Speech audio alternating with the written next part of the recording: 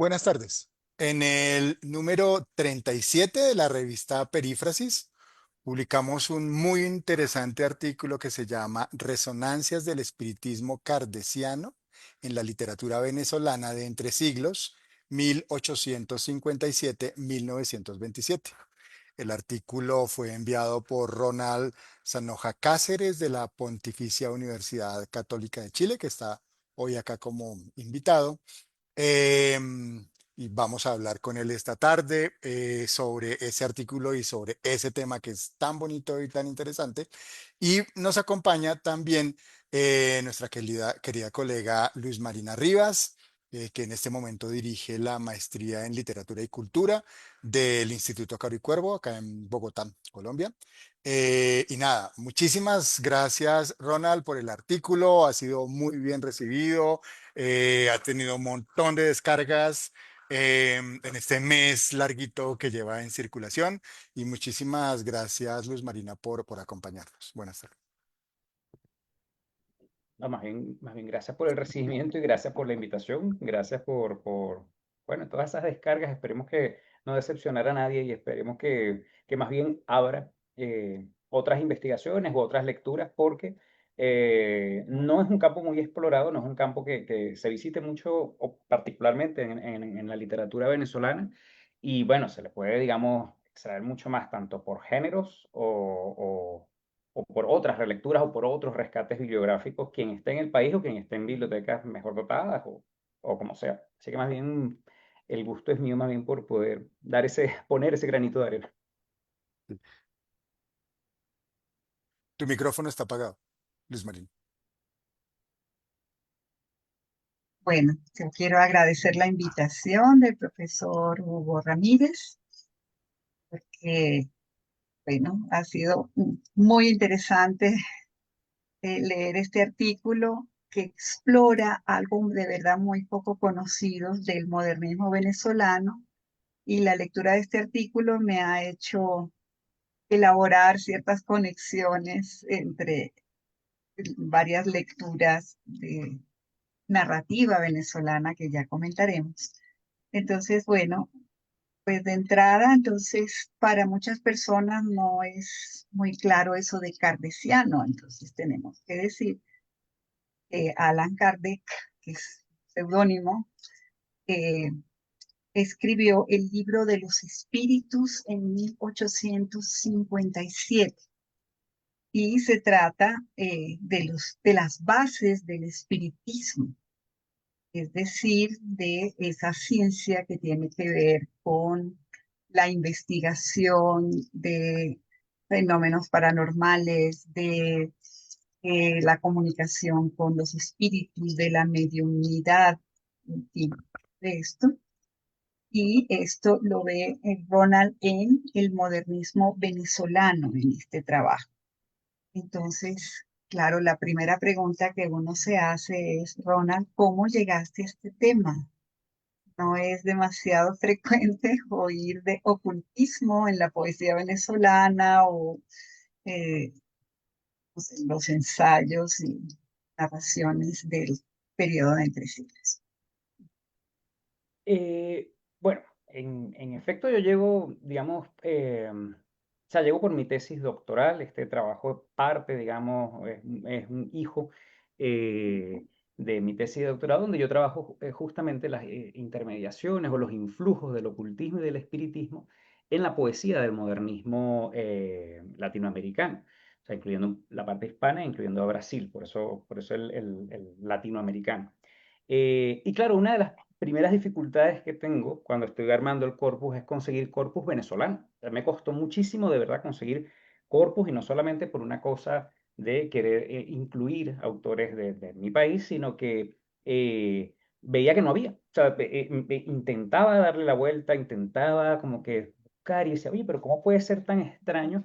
Sobre todo considerando la cercanía del pueblo venezolano con la tradición esotérica, o sea, considerando la gran cercanía que tienen con el espiritismo, bueno, en otra escena que sería la escena María Leoncera, Santera, pero considerando esa proximidad, dice, oye, Ujú. pero ¿cómo es posible que antes, en el siglo XIX o a comienzos del XX, no hubiese? Y al mismo tiempo, la literatura a la que uno accede fácilmente en Venezuela critica o habla mucho sobre el pueblo supersticioso, sobre el pueblo que está como que atrasado, el pueblo muy aferrado a lo espiritual, ya sea como católico o por supersticiones tontas, cómo le faltan luces, cómo le faltan luces. Y yo decía, oye, si se está criticando esto, tiene que haber algún corpus, tiene que haber algo. Y decía, no, y me decía a mí mismo, no puede ser que no haya. O sea, tiene que ser que no lo estamos como consiguiendo bien o no se le está o estamos leyendo quizás algunas cosas muy, muy rápido. Esa fue como la primera inquietud que tuve, particularmente pensando en el fenómeno venezolano. Y el segundo, sí fue, como pudiese decir, una cosa como que un poco allí como con cierto recelo cuando vi la publicación del libro Astronomía, Literatura y Espiritismo, Camille Flammarion en América Latina. Fue un libro colectivo que se hizo en el 2022, un libro maravilloso, o sea, tiene muchísimos artículos buenísimos y están presentes todos los países de América Latina, con excepción de Venezuela. No, no de investigadores, me refiero de trabajo de corpus, con la Claro, excepción de Venezuela y si no me falla la memoria, Paraguay. Y yo decía, no, tiene que haber algo. Y además, cito al Paraguay en este caso porque usualmente la efervescencia de los movimientos espiritistas o la efervescencia de la práctica se da después de eventos bélicos fuertes. Y justamente Venezuela comparte con Paraguay dos guerras terribles, ¿no? La Guerra Federal y la Guerra de la Triple Alianza. Y yo decía, no, aquí tiene que haber algo. O sea, yo no puedo creer que sea algo, un fenómeno de todos los países vecinos, sea un fenómeno muy recurrente en Argentina, en Brasil, en Chile, en México, en Cuba, y que no haya habido en nuestro caso. Y bueno, ahí me di un poco a la tarea de ver cómo podía haber un diálogo, cómo podía haber una intermediación, cómo podía haber algún vínculo allí entre principalmente las doctrinas esotéricas en general y la literatura. Y ya claro. cuando empecé a leer, cuando empecé a buscar, y empecé a distinguir un poco, ¿no? Ya vamos a ir como que reduciendo el campo de trabajo porque se podía hacer un poco más complicado. No obstante, bueno, fue difícil perfilar un corpus de trabajo específico porque o no había digitalizado o no había en físico o las referencias se medio perdían en el tiempo. Eh, pero bueno, fue parte también del trabajo que se hizo y bueno, agradezco que me haya ayudado, por lo menos mi hermana me ayudó mucho en la Biblioteca Nacional de Venezuela, en la Biblioteca Nacional de Chile, en la Biblioteca Mario de Andrade en Sao Paulo, o sea, fueron revisiones que hubo que hacer para levantar todo ese trabajo. Y bueno, y el seguimiento de pistas, digamos, ¿no? Porque además me resultaba muy curioso que el arzobispo Silvestre Guevara y Lira hubiese escrito en 1857, tan cercano a la publicación del Libro de los Espíritus, ya una instrucción pastoral contra el espiritismo. Entonces yo decía, algo está aquí. Costó muchísimo conseguir esa instrucción pastoral, no había como que referencias específicas, se consiguió. Y claro, él ahí dice que sí, la práctica tenía desde 1856, ya venía como que creciendo en Venezuela y había que hacer algo, ¿no? Como iglesia. Entonces ya con esa pista ya como concreta allí conseguida, ya por lo menos ahí, bueno, se pudo cartografiar poco a poco un corpus de, bueno, quiénes pudieron estar cerca o no de la práctica y a través de qué géneros o con qué intención, ¿no? Un poco así es como llego, digamos, por el recelo de no estar en aquel libro, no yo, sino cualquier investigador venezolano, y por mi tesis doctoral, donde, bueno, como le digo, había mucha facilidad de corpus, incluso en países con tradiciones, pudiésemos decir, menos numerosas, o sea, me refiero, por ejemplo, pienso Costa Rica, uno pudiese armar fácilmente, creo, una cartografía de la novela espiritista en Costa Rica. No es el caso venezolano.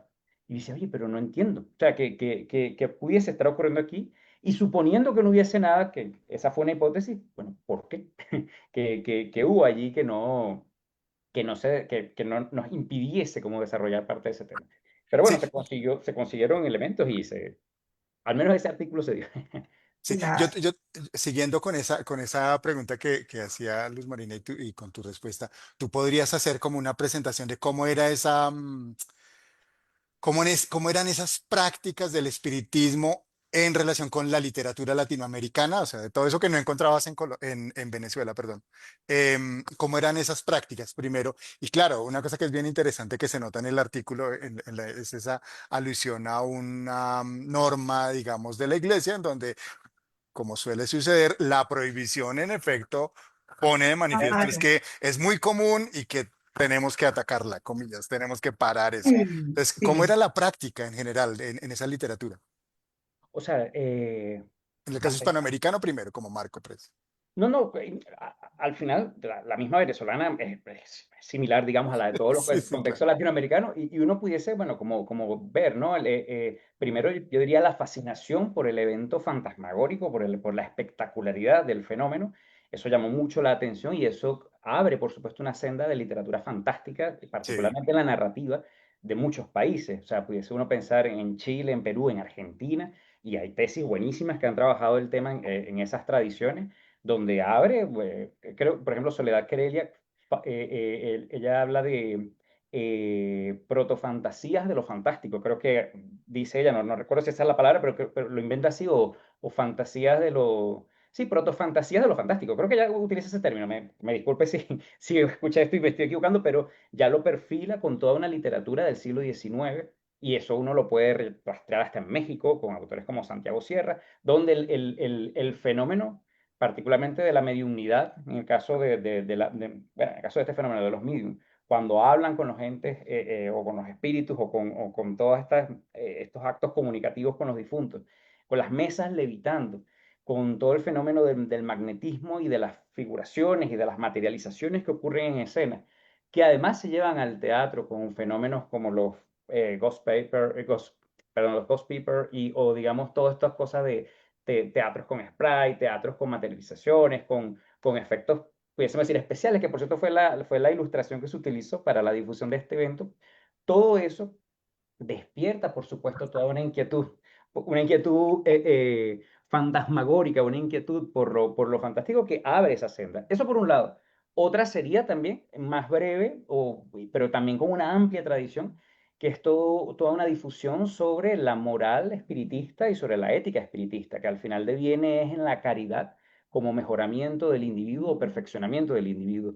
Y eso abre una gran cantidad de novelas pedagógicas también que bien dialogan con nuestras novelas tradicionales, o que son, digamos, pedagogizantes, ¿no? De la época del siglo XIX, pero que en este caso tienen momentos bastante curiosos, ¿no? Pienso en la novela Revelaciones de Ultratumba, de Ramón Pacheco, muy desconocido, pero es un autor chileno, y la novela se consigue con facilidad en PDF, está digitalizada, y claro, es una novela anticlerical y promoviendo la caridad contra el materialismo. Digamos que esa es como su tesis, ¿no?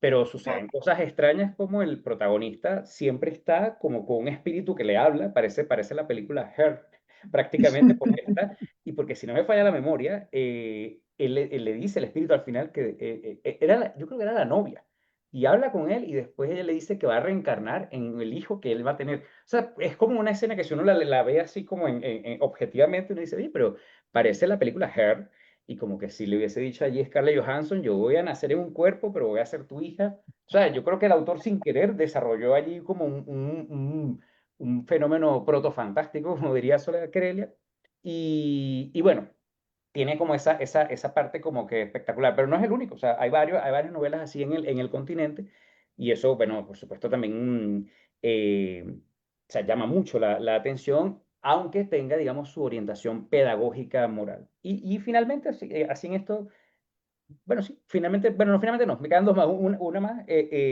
toda una literatura en contra de esa literatura que es proveniente, por supuesto, de manos católicas, no solamente de la iglesia, sino de escritores católicos, pero que también resulta interesante porque genera mucho material también visual. O sea, si ustedes buscan la portada de la novela 33 días de espiritismo de Mercedes Echeverría, que es un testimonio de ella, la portada sale una mujer escritora con un lápiz, pero atrás sale como un diablo. Y la novela es de 1902, o sea, ya hay todo un ejercicio visual que por supuesto llama mucho la atención y que bueno, tiene parte de ese impacto ya de tecnologías modernas, en este caso como que el diseño, todo esto. Y por último, así hablando rápido, yo creo que también todos estos fenómenos espíritas o todos estos fenómenos esotéricos abren un subgénero literario que se trabaja poco, o creo que se ha trabajado poco, yo estoy por ahí escribiendo algo, pero de verdad que yo no he conseguido mayor cosa, mayor aproximación crítica al respecto que sobre la literatura mediúnica. eh, Esta literatura que se recoge de los espíritus, hablando directamente en sesiones y que dictan poemas, hacen dibujos, incluso novelas, relatos, todo esto. Hay una abundante cantidad de material que no se le ha trabajado casi críticamente, que no tiene mucha calidad casi siempre. O sea, cuando uno se aproxima a ellos hay que ser sincero, no tiene mayor calidad, pero bueno, pero es un fenómeno interesantísimo, porque da para hablar de cómo se escribió eso, del proceso de escritura, quién es el autor. Hay allí, usualmente la medium es mujer, pero los autores, que son los espíritus, bueno, hay una cantidad allí múltiple de voces que están allí entrecruzándose. Son géneros que son medio narrativos, a veces son poéticos. En fin, o sea, es una tradición amplia que se leyó mucho, que se debatió y que, bueno, que no se le han hecho mayores aproximaciones. Es cierto que esa me costó conseguirla en Venezuela, pero igual conseguí, ya hacia los años 20, en la revista Ecos del Más Allá, bueno, Julio Verne y Rubén Darío se aparecen en una sesión de espiritismo y se recoge lo que ellos dicen. Y bueno, así se vende y así se difunde. Ese subgénero fue también bastante abundante. eh, Puedo datarlo más o menos desde 1868 en América Latina, con algunas medium mexicanas, pero bueno, tiene sus particularidades en cada país y hay que ver en cada contexto, pues. Claro, pero entonces lo que yo veo un poco en tu artículo es, creo que como dos cosas. Uno, una estética de lo fantasmal, temáticas que tienen que ver con la transmigración de las almas, que tienen que ver con hablar con los muertos, toda esa estética que ves en un corpus de poesía bien interesante y que me hace también pensar en narrativa. Tú nombras a Ifigenia, no dice exactamente qué, pero bueno, yo estoy rastreando exactamente el fragmento y más o menos tiene que ver con cuando María Eugenia Alonso está por huir con su amado, que entonces tiene todas unas experiencias en la noche con un gato e incluso ella habla directamente del ocultismo, está todo eso. Y por otra parte, algo que me llamó la atención es que dices que hay ensayos en el Cojo Ilustrado. Entonces me puse a buscar un poco quiénes y no sé si quisieras hablarnos de eso. Nicanor Bolet Peraza, Rufino Blanco Bona, José Gil Fortul, ya estaban hablando explícitamente de espiritismo de Kardec, ¿no? De crónicas espiritistas. Ah, Nicanor Bolet.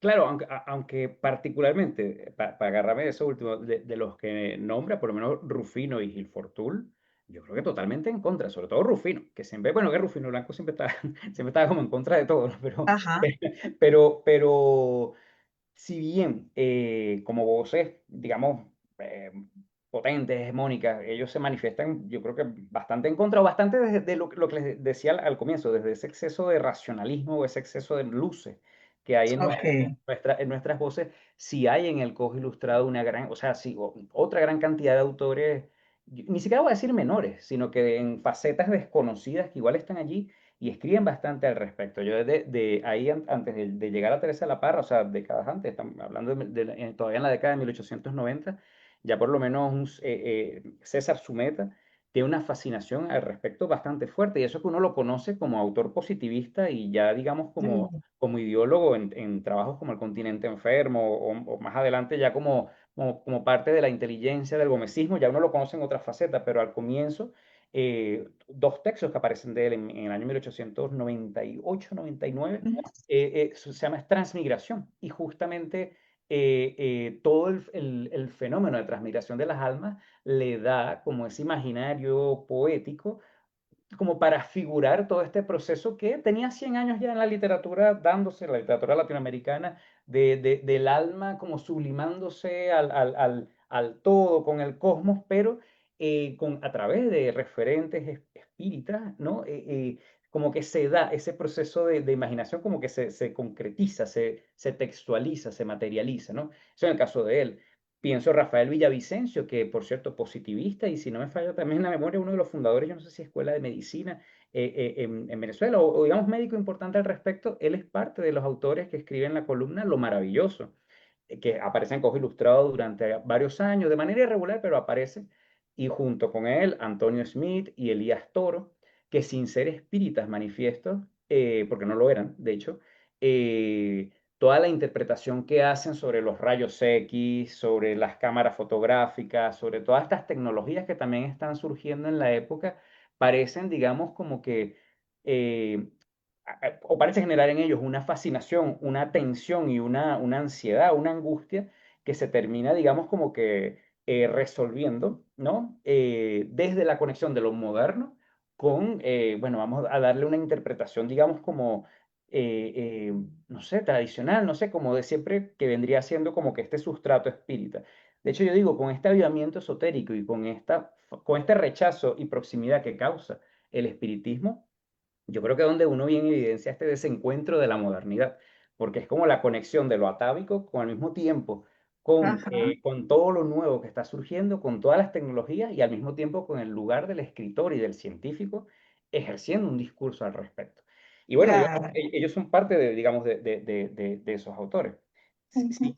sí, Yo, sí, quería decir algo, sí, sí, yo tenía una pregunta, perdón, es que hay una cosa que me llama la atención, es claro, tú decías, a veces no se encuentran testimonios, en algún momento en el artículo dice no se encuentran suficientes testimonios, pero también comienzan a aparecer publicaciones seriadas. Me llamó mucho la atención, por ejemplo, la alusión que haces con la revista Dharma, los distintos momentos de Ecos del Más Allá o de Guayana Spiritia, que uno dice, venga, Exacto. hay un montón de revistas entonces que no era un tema Claro. marginal, era una cosa que No, circulaba y mucho exacto. interesante, mucho interés por esto.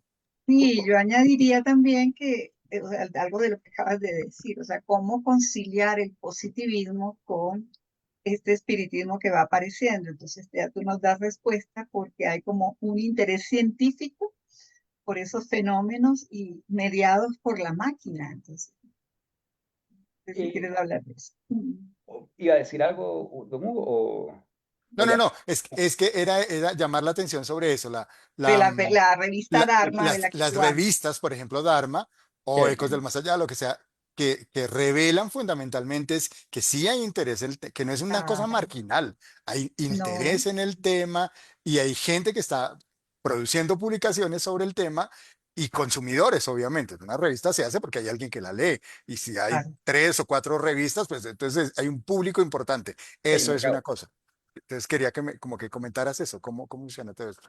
Sí, hay un mercado, y o sea, lo voy a conectar con lo que estabas diciendo y para después llegarle a Teresa de la Parra, que está hacia el final.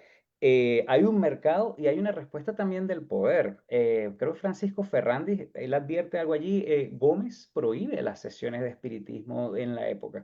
Al menos las prohíbe explícitamente, yo no sé si, o sea, yo no consigo, o sea, también es una época difícil la de sacarle testimonios a veces a la gente, porque o se hablaba Claro. mucho de unas cosas y otras estaban silenciadas, pero la dictadura de Juan Vicente Gómez tengo entendido que prohíbe las sesiones de espiritismo porque estaban como conspirando en contra de él y al mismo tiempo era, o sea, bueno, Gómez también tenía esa cosa paranoica como de todo poder así tan dictatorial hegemónico, pero había algo de libre pensamiento, ¿no? Por decirlo de algún modo, de anti-institucionalidad que, bueno, que a él no le gustaba. Ya sabemos que la Iglesia Católica no, pero digamos que la iglesia está cumpliendo su rol, o sea, simplemente está cumpliendo su rol institucional y dogmático y de todas las cosas contra las que la iglesia se puede oponer, digamos que las cuestiones esotéricas son como las que están más escritas allí de que no, eso está mal. Entonces, digamos que la tenían como más sencilla, pero a mí me llamó mucho la atención que el conseguir ese dato que me ha faltado confirmar, pero que Gómez las prohíbe, las sesiones, porque ya viene desde de una prohibición por parte, digamos, directa del poder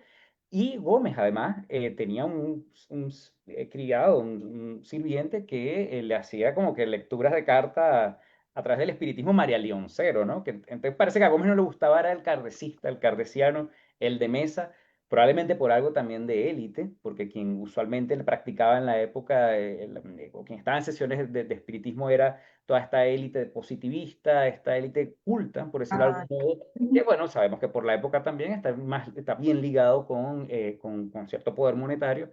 Y bueno, también ya el gomecismo, digamos, como periodo, yo creo nos llevaría el resto de la media hora, entonces no va a meterme tanto allí como en este tema, pero hay una respuesta, hay un mercado, entonces sí, evidentemente hay un público, evidentemente hay lectores, y es parte del archivo que hay que, digamos, como que revivir o revitalizar porque está por allí. Sobre todo en el interior del país, con eso la persona me entenderá que fuera de Caracas, ¿no? Que Mm. uno siempre bien lo comenta, que para existir prácticamente en la literatura venezolana pareciera que hay que pasar por el filtro de Caracas, pero parte de estas revistas, muchas están, o sea, perdidas, pudiésemos decir, pero deben existir entre Guayana, los Llanos y el Zulia. Entonces hay parte de un trabajo de archivo allí por hacerse todavía, y por eso creo que lo digo en el artículo, no conseguí por los momentos literatura mediúnica del siglo XIX venezolano, pero yo creo que debe haber, porque desde 1868 ya era un fenómeno dándose,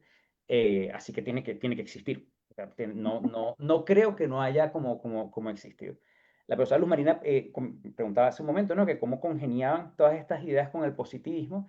Y claro, lo que pasa es que creo que tanto ocultismo como espiritismo, como teosofía, como todas estas vertientes, digamos, de este avivamiento esotérico que sucede en el siglo XIX, se vieron como una especie de tercera alternativa y se podía pensar con ellas, digamos, como una especie de religión de la verdad y como no negar la existencia de Dios, de lo místico, de lo sobrenatural, pero sí como conseguirle su fundamento científico y además su fundamento que pudiese ser como que nos llevara a un verdadero progreso, ¿no? Y a un verdadero pensamiento que no fuese como si estaba el positivismo puesto, al de la Iglesia Católica. Entonces el espiritismo en ese sentido, yo creo que no causó para muchos como que tanta incomodidad.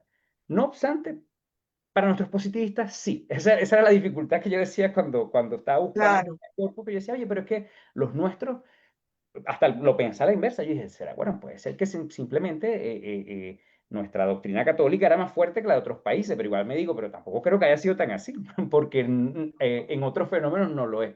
Entonces por allí me costó. Terminé viendo, digamos, casos como el de Elías Toro, digamos, médico, científico, interesantísimo, además como ensayista en el Cojo Ilustrado, donde, claro, él parte siempre como del hecho de que él no cree en los fenómenos como sobrenaturales, él cree en la verdad de la ciencia, pero que, claro, las cuestiones que no podemos explicar pueden tener una explicación científica y bueno, hay que buscarle el fundamento positivo, científico de esto que no estamos entendiendo. Como yo creo que puede pensar cualquiera de los aquí presentes con algún fenómeno sobrenatural que haya vivido o experienciado, que todos tenemos historias al respecto y uno dice, bueno, eh, uno dice, yo sí creo en esto y no me gusta, otro dice, yo no creo, pero de que vuelan, vuelan, y otro dice, no, eso fue que pasó algo que no sé qué ocurrió, pero está allí. Entre esas actitudes, lo interesante es que muchos de estos escritores, y sobre todo los de finales del 19, se daban las tres al mismo tiempo. Y es parte, por eso decía, es parte de ese desencuentro como que pugna mucho en estas escrituras. Allí, y aprovecho como de soltarla, allí por eso me interesó darle espacio en el artículo a este libro que se llama, yo no lo conocía antes de esta investigación, pero se llama El crimen de Caraballeda, que es de Ramón María Rodríguez, que no es un libro literario, de hecho es un caso judicial que se lleva, digamos, a cabo por un sujeto que secuestra, viola y mata a una niña, y la defensa que arguye el acusado es que él estaba sonámbulo. Y esa es la defensa que se arguye, es la defensa que arguye, digamos, el abogado público con testimonios, testimonia a la madre, testimonian unos conocidos de antes y testimonia otros presos que pasaron allí la noche mientras él estaba detenido allí, de que él era sonámbulo y cómo reaccionaba, digamos, violentamente a través del sonambulismo. Y claro, el juez dice que eso no procede porque no puede manifestarse ante fenómenos sobre los que no se ha expresado las academias científicas, pero el autor del texto sí comienza a disertar un poco sobre todos estos fenómenos sobrenaturales y él va a Cagliostro, termina hablando de hidromancia, de hipnosis, de un montón de elementos que yo digo, claro, termina transformándose un suceso legal o un fenómeno legal, bueno, termina como que mostrando cierta literariedad que por ahí fue que me agarré para hablar un poco de esto, de este fenómeno de proteicidad textual, ¿no? De cómo esta intermediación o esta proximidad de nuestros textos o de los textos en general con los fenómenos espíritas o con los fenómenos esotéricos, digamos que adicionan, incrementan toda esta proteicidad simbólica, ¿no? Digamos, pudiésemos decir, literalizan más textos desde una óptica actual, ¿no? De una óptica contemporánea, de tal modo que uno pudiese leer, bueno, ese texto como El crimen de Caraballeda a través de los elementos fantásticos que están expuestos allí y que vienen, digamos, propuestos por su proximidad con los discursos esotéricos o con los fenómenos, en este caso, del espiritismo. Ujú. Bueno, algo que a mí también me llama la atención es la narrativa. Es un corpus muy interesante de poetas en este artículo, pero ya viendo un poco el fenómeno como estética literaria, estaba pensando en Sangre Patricia de Manuel Díaz Rodríguez. El protagonista habla con la esposa muerta, la ve como una sirena en el mar. Entonces, hay allí como un fenómeno mediúmnico sin llamarlo así. Y por otro lado, estaba pensando en De sobremesa de José Asunción Silva, que también entonces hay allí el personaje de Elvira que tiene mucho de fantasmal, de en cierta forma casi que lo posee en un momento dado el protagonista, en fin. Y otra cosa que pensaba es que a veces, digamos que los sistemas que armamos desde la crítica se fijan en unas cosas y no en otras, pero cuando rastreamos algo como lo tuyo, que me hizo releer algunas cosas, estaba pensando en cuentos de Urbané Archepol, estaba pensando en algunas escritoras sobre las cuales yo trabajé en mi tesis de maestría y que tenían también algunos eventos de ese tipo. O sea, Ofelia Cubillán, que escribe en los años 50, tiene un cuento llamado La mirada desnuda, en el cual una viuda habla con su marido muerto. Y entonces la gente la ve y no entiende con quién está hablando y qué está pasando. O está un cuento llamado Sirenas de Mireya Guevara, también, en los años 40, en que también hay figuras que parecen fantasmales, que son mujeres idealizadas, que son semidiosas, tienen, digamos, como, o sea, los protagonistas tienen una relación mística con ellas y todo esto pareciera y como siguiendo esa línea que parte desde el modernismo que tú trabajas, ¿no? Entonces, a veces no es que las cosas no estén, sino que no las vemos. Y entonces, en ese sentido, quería que exploraras un poco más lo que viste en Ifigenia de ocultismo. Eh, bueno, sí, ve que con todo lo que me preguntó, pues, fue bastante cosas que están. Estoy aquí ya, quiero decirlas todas al mismo tiempo, pero no, vamos por partes. No, con el tema de la narrativa sí me sucedió algo, y particularmente con la venezolana, pero también es algo que pudiese uno replicar con otros países. Algunos de estas aproximaciones se fueron dando después de los años 20, ¿no? Después del año 25 que claro, fue el cierre que propongo tanto en el artículo como en mi tesis, porque siento que desde esos años del 25, del 27, del 28 en Venezuela, la literatura es como que las literaturas se transforman en otra cosa, ¿no? Y ya se me va a transformar como en otro trabajo. Claro, claro.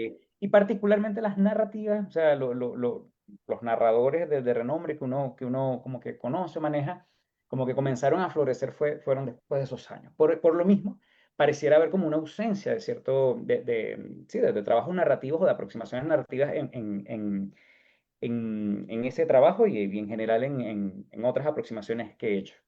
Yo conseguí, después que entregué el artículo y después que se publicó, un texto de 1910 de Rafael Benavides Ponce, un escritor modernista, pudiésemos decir de segunda fila, pero que escribió mucho en el Cojo Ilustrado, digo de segunda fila por conocimiento y digamos, por popularidad, no es un autor muy conocido, pero que se desarrolla justamente en una sesión mediúnica y está ilustrado por Leoncio Martínez. Entonces, yo dije, hubiese quedado perfecto.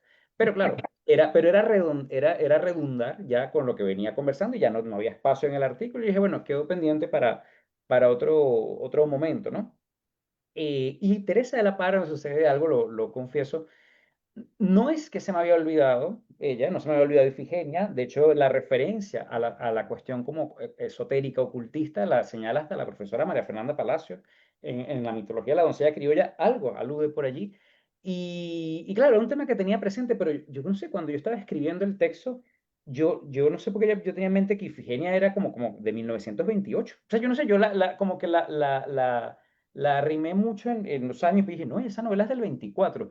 Y El 24. justamente, pero justamente John Narváez, este investigador también de nuestra escuela de letras, había publicado un artículo sobre estas confluencias del espiritismo en Ifigenia.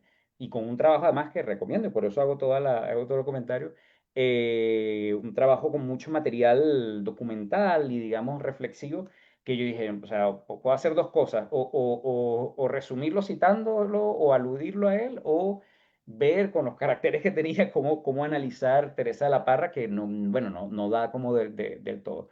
Sin embargo, sí a Teresa de la Parra la entiendo o la incluyo, digamos, como en esta última vertiente ya de los años 20, donde lo esotérico se transforma como en una forma me gusta llamarlo como que de aproximarse al tenebrismo, ¿no? En la literatura. Ya estos elementos como más sugerentes, sugestivos, desde una vertiente más como que en conexión con lo irracional o con esos lados irracionales de la experiencia. Allí no solamente, o sea, además de ella, claro, este es poeta también, me gusta pensar, por ejemplo, la obra de Elías David Curiel, está también Jesús Enrique Lozada como poeta y como narrador, donde ya estos elementos permiten una vez más textualizar todo lo que uno pudiese llamar como ese lado tenebroso y macabro de la existencia. Sin embargo, esa sugestividad, ese sugestionamiento que ellos ofrecen, es lo que ya años después pedía la revista Válvula en el caso de la vanguardia venezolana. O sea, ya ellos están antecediendo a todo esto, porque todo el problema bueno, yo creo que de Uslar Pietri en Válvula es sugerir, sugerir, sugerir, y uno dice, bueno, ya Teresa, o sea, lo estaba haciendo Elías David Curiel, lo estaba haciendo, bueno, estos autores que acabo de nombrar ya de los años 20. Y creo, o sostengo, que lo esotérico es un puente, una vía, digamos, de conectar con ese tenebrismo. No es el único porque de hecho hay autores, como sabemos, como Julio Garmendia, más bien esto lo ve como con cierto ojo irónico y más bien se aproxima a otras experiencias, pero más bien en un sentido contrario, más bien como que oponiéndose a este camino. Pero bueno, igual hablar mal de algo también es hablar sobre eso. Entonces Claro, por eso. pudiese uno rastrear algo. Un nombre que salió acá, y antes de que se me olvide, y yo creo que interesa también a posibles oyentes colombianos, claro, es el nombre de José Asunción Silva. Con él que me sucedió algo extraño y ahí no sé si también algún oyente colombiano pudiese pensarlo más, digamos, por ser de la tradición colombiana. Él fue uno de los primeros que yo añadí en el corpus de mi tesis. Yo quería trabajarlo a él y primero sí, desde su proximidad, como con este discurso esotérico, desde la teosofía, de todo esto. Pero por más que yo releía la poesía de él, a mí me da la impresión que él era no solamente un escéptico total, sino que como lector nos llevaba de nuevo, era como a la realidad. O sea, como que todo esto es no, o sea, todo esto es mentira. O sea, como que él me recordaba más bien en ese sentido, era Rufino Blanco Fombona, como que más bien había una cosa del desencanto, una cosa del despierto. Eso es mentira.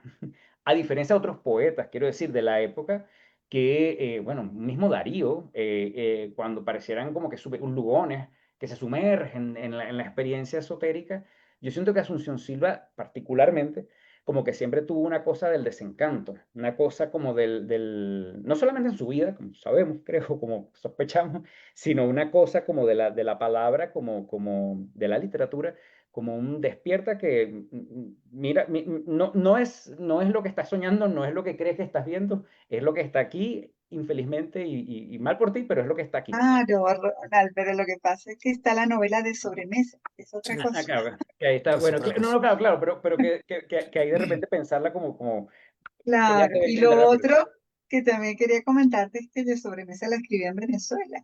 Bueno, la primera Mm, vez. O sea, él fue embajador en Venezuela.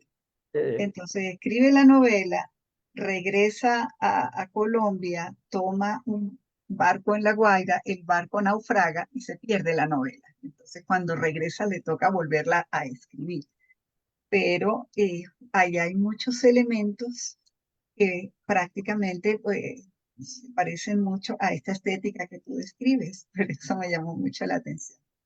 No, Yo- claro, no, y evidentemente, por supuesto, y es parte de esta como antes del modernismo, en esa época premodernista y justo con la muerte de él, sí creo que esto despierta una estructura de sentir, ¿no? De la cosa, de la Eh, experiencia, del mundo, y ahí, por supuesto, hasta los discursos, yo creo que hasta coinciden a veces involuntariamente, ¿no? Entre espiritismo, ocultismo y literatura. O sea, sí, claro que está, claro que está. Porque estaba en la cultura, en cierta Eh, forma. Incluso, eh, pues él hasta conoció, llegó a escribir en el Cojo Ilustrado. Así. sí. Yo tenía una pregunta. Ronald, hablando de espiritismo y espectacularidad o las manifestaciones del espiritismo, una cosa de la cual tú hablas en algún momento en el artículo es toda la relación que se establece entre el espiritismo y la aparición de máquinas. Entonces, los Sí, fonógrafos, los rayos X, las fotografías, los tipos de proyección. De hecho, parte de la gracia de la figura que tú incluyes en el artículo está asociada es como eso, el uso espectacular que se hace del espiritismo. ¿Querrías hablar un poco, ahondar un poco en el tema? Sí, mira, la verdad con el tema espectacular lo lleva a uno es como ya el trabajo con fuentes documentales como revistas, como periódicos, porque si es en novelas o en poemarios, o sea, uno rara vez como consigue cosas. De hecho, Sí, sí, sí. de hecho uno de los puntos como más complicados de mi tesis, no tanto de este artículo porque no lo abordo tanto, pero sí de mi tesis, era como buscar material directo de poesía que hablase, digamos, de aparatos y que al mismo tiempo tuviese ese sustrato espírita esotérico. Y conseguí, y hay autores, José María Eguren, por ejemplo, es uno donde uno ve un continuum entre cámara fotográfica, la visión del poeta y además la práctica espírita. Lo conseguí y me agarré, me aferré a él hasta el final del capítulo. Es uno de los autores porque no es muy frecuente, pero uno sí percibe que es algo que está allí. Lo que cuesta es como conseguir elementos como específicos. En prensa, sin embargo, sobre todo la que viene ilustrada, y en el caso venezolano y que reverbera con mucha fuerza a Colombia, el Cojo Ilustrado, pues está. Está sobre todo desde el año 1908, me da la impresión, o sea, si me preguntan, a través de las ilustraciones de Leoncio Martínez y cuando empieza a popularizarse la fotografía. En el Cojo Ilustrado, si no me falla también la memoria, hay solo un número donde se aborda el tema de la fotografía espírita, de la fotografía, que fue un género en fotografía latinoamericana, sobre todo a comienzos del siglo XX, un género muy, muy importante que podemos dialogar en un momento. Pero en los años siguientes, 1908, 10, creo que las ilustraciones de Leoncio Martínez se abren, digamos, a estos fenómenos. Por ejemplo, hay un poema que se llama La melancolía de Lucifer, y él hace un montón de dibujos sobre Satanás vestido como con ropa, pero al mismo tiempo melancólico, y todos estos juegos, digamos, ya, unos monjes capuchinos con cadenas, etcétera, y específicamente con el espiritismo este cuento de Benavides Ponce, hace, bueno, la típica, una mesa, digamos, flotando y, Volando. y una Sí. persona como asustada. Esas ilustraciones, claro, son muy frecuentes también en revistas como Zigzag en Chile. Se me ocurría la revista Caretas, pero la de Brasil. Yo no sé, pero me imagino que también, no, me imagino, no, esta, me acordé por la tesis Caras y Caretas de Argentina también. O sea, digamos que fue parte de todo ese proceso, digamos, de la época que bueno, que da un material de trabajo apasionante para, yo creo que para cualquier estudiante que quiera trabajar visualidad, esoterismo y modernidad, hay todavía mucho, y sobre todo mucho por rescatar, que es lo que digo, porque no solamente es que esté digitalizado y uno se aproxime, sino que a veces no está. Esa revista Ecos del Más Allá, por ejemplo, son unos microfilm que mi hermana me tuvo que mandar fotos, además la sala es súper oscura y las fotos son muy extrañas y bueno, uno tiene como que ver cómo rescata esos textos o antes de que se pierdan o antes de que pase, digamos, el interés por el fenómeno y no se aborde más al respecto. A Eh, a eh, mí me, Ajá. No, perdón, que un comentario pequeñito. Me parece que el Cojo Ilustrado está completo acá en la Biblioteca Nacional de Colombia. O sea que No, es una de esas cosas que uno podría sentarse y leer con Eh, tranquilidad. no, y no lo sabía. además que es maravillosa, o sea, que no es algo que uno diga, ah, voy a leerlo, porque bueno, para buscar algo de qué hablar, no, es que es algo que igual, así no haya para nada de qué decir, o sea, es maravilloso todo lo Sí, que sí, sí, está, si claro. saberla, es una Claro. maravilla en ese sentido. Sí. Yo te iba a preguntar algo que tú mencionas la masonería. La masonería era también una escuela muy fuerte en Venezuela. En algún momento el musicólogo Juan Francisco Sanz me dijo que en los años 30 casi toda la Orquesta Nacional era masona. Entonces, ¿cómo se vincula esto con el espiritismo? Claro, yo creo que a través de la masonería, particularmente, creo, ¿no? Sostienen, entran, digamos, como que ciertos discursos más vinculados como al ocultismo y al hermetismo.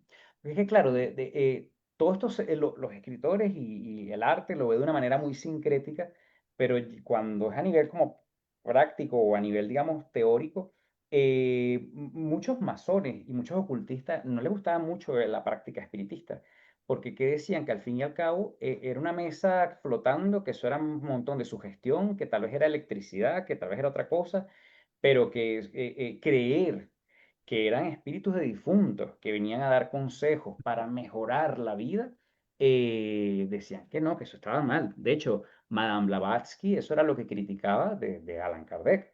Y Eliphas Levi también, como ocultista, lo que criticaban de Allan Kardec era que decían, no, puede haber, o sea, no puede haber, no, hay un éter, hay una luz astral, hay una fuerza allí, hay una inteligencia superior que se manifiesta con uno y que se puede usar, o sea, Eliphas Levi creía hasta en la nigromancia, pero no en el diálogo con mesas, con difuntos. Entonces, en ese sentido, aunque hay mucho espiritista que fue masón, a veces los discursos no, como que no coinciden, ¿no?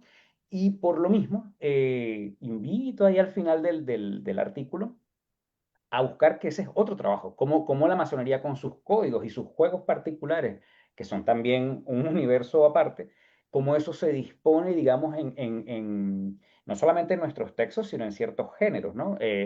Yo no me pasó en el caso venezolano, pero por lo menos en mi tesis doctoral, intento abordar un poco el tema con esta relación de amistad de Darío, Lugones y Nervo, con estos códigos que ellos usan de la tortuga de oro y la tortuga de oro que la repiten varias veces.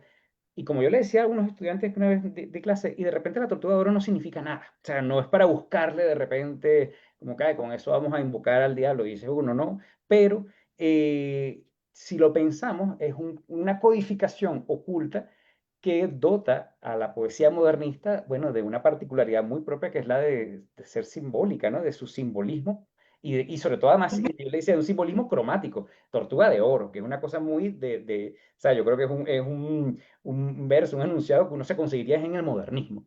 Y como ellos además se imitan y se replican y generan una escuela, bueno, se termina transformando en una poética indirectamente.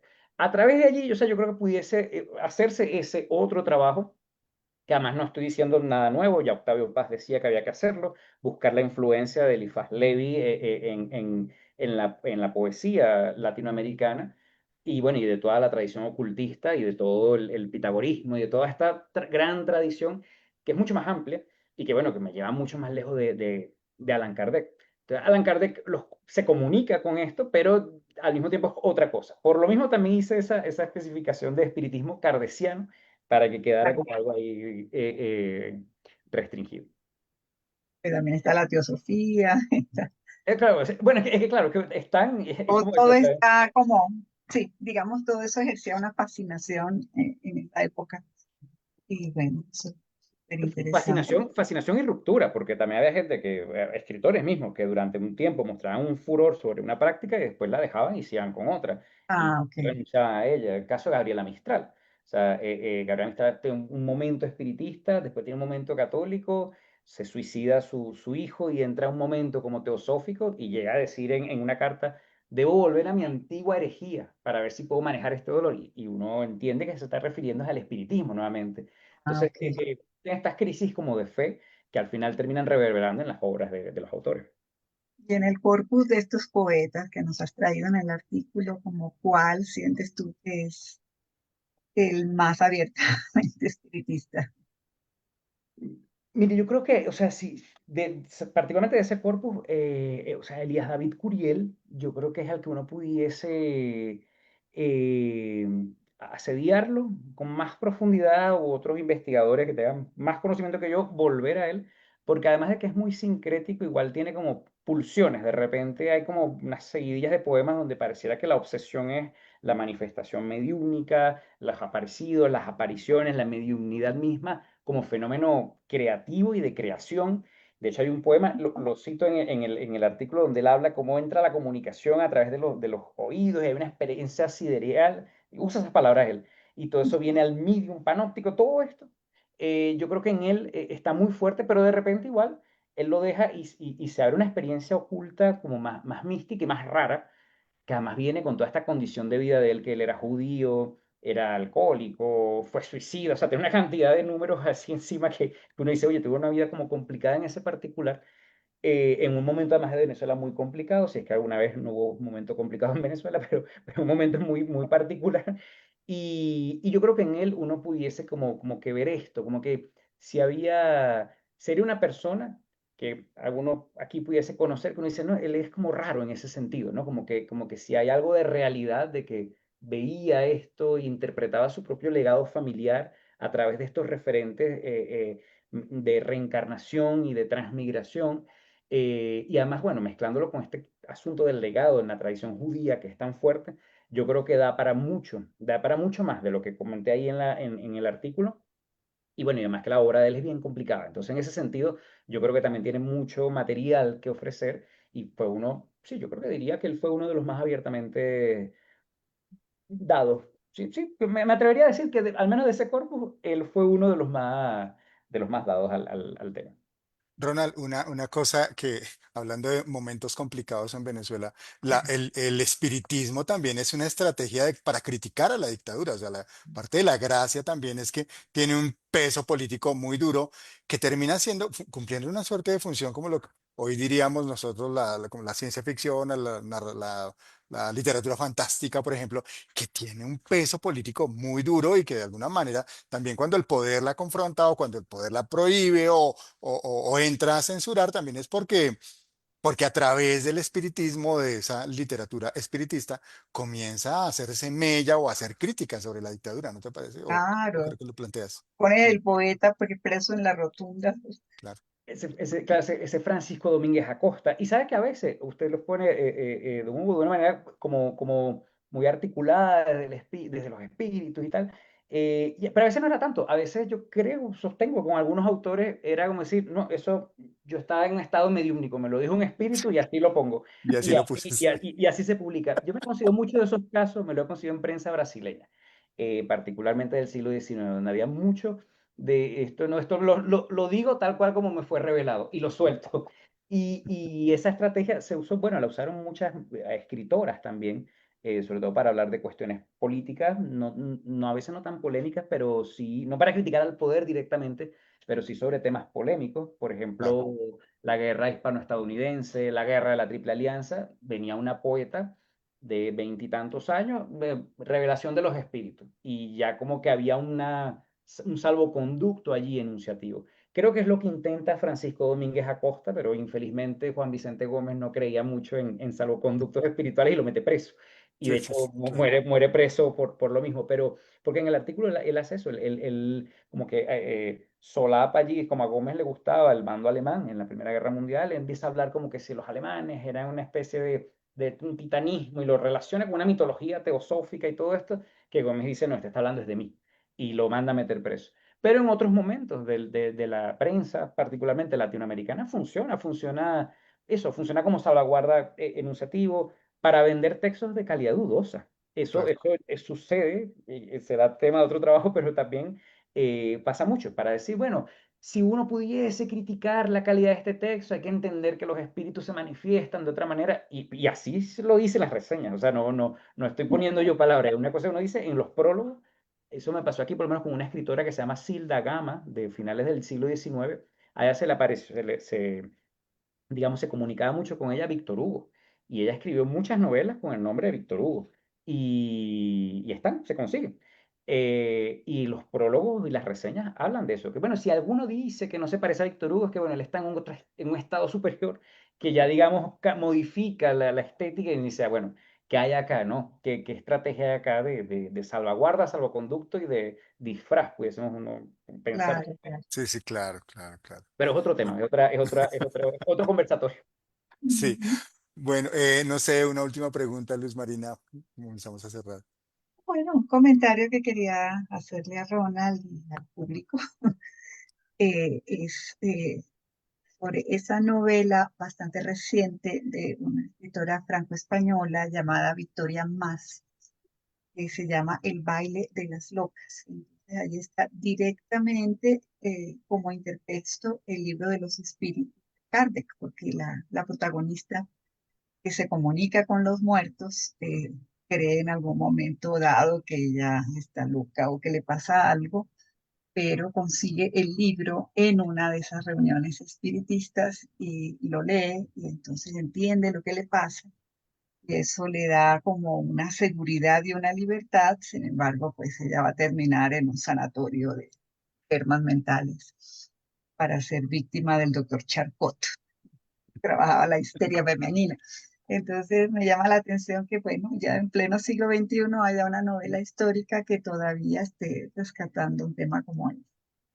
Pero no, pues en general, Ronald, no sé si quieres decir algo más que no hayamos abordado. Pues, No, al contrario, más bien de nuevo, gracias. Si quiere, para complementar la invitación que acaba de hacer, aunque ya lo que voy a decir, yo creo que cualquier oyente de este tema lo sabrá, la obra de Mariana Enríquez también aborda todos estos temas ah, Claro. y la mediunidad particularmente, y sí, la mediunidad, así como tal y así explícita, bueno, es un elemento fundamental de nuestra parte de la noche y bueno, creo que es uno de los usos más inteligentes también que se le ha dado, pero no conocía la novela que usted acaba de nombrar.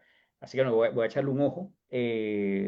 Parece que bueno, el siglo XIX me quita mucho tiempo, pero voy a echarle un ojo, voy a echarle un ojo, voy a sí, echarle de un ojo. acuerdo, pero es que está ambientada en el siglo Por XIX. eso, entonces por eso está ahí perfecto. Eso, Listo. Apenas entonces, eso.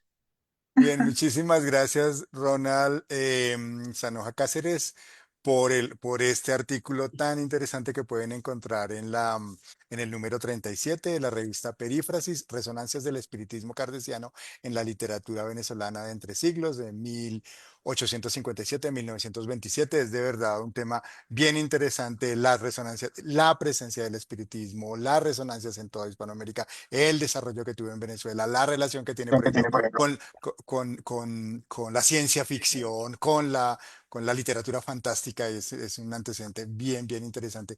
Muchísimas gracias, Ronald, por este trabajo. Muchísimas gracias, Luz Marina, por acompañarnos. Nada, buenas Gracias a tardes, ustedes. muchísimas buenas gracias. Vale, tardes, Gracias que por la estén invitación. muy Y un beso, bien. profesora Luz Marina. Tanto Un gusto verla de nuevo. abrazo, Fue me tanto encantó tiempo. chao, verte. Gracias, Gracias. gracias. Hasta chao. pronto.